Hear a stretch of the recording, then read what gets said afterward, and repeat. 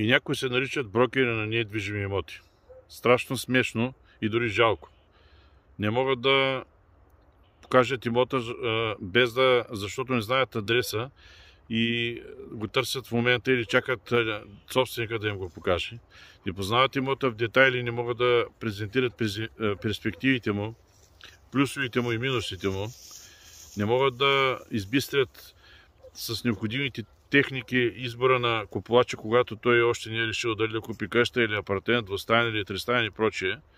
Не могат да устойностят един имот съгласно моментния тренд. Не могат да общуват така, че да предразположат хората да разберат точно с кои неща биха направили с компромиси и с кои не.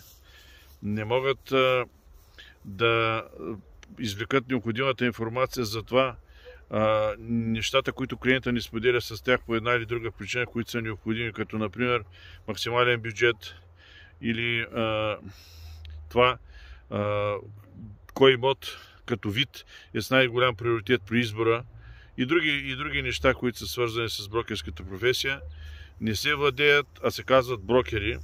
За мен това са едни разводачи, едни подобни на таксита, на таксиметрови шофьори, които се опитват да изпълняват професия, за която нямат подготовка.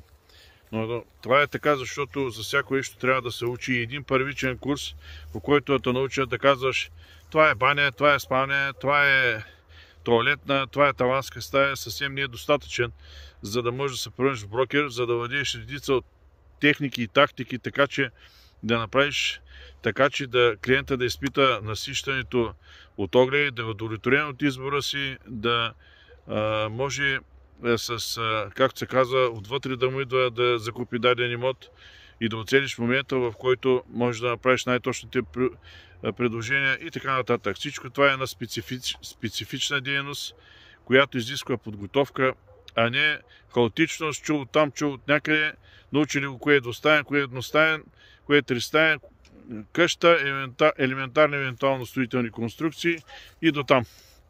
И после става като на пазара. Който разбира, тук се сбира, тук се спира, най-хубавите имоти са при мен и други общи приказки, които не те правят брокер, повярвай ми.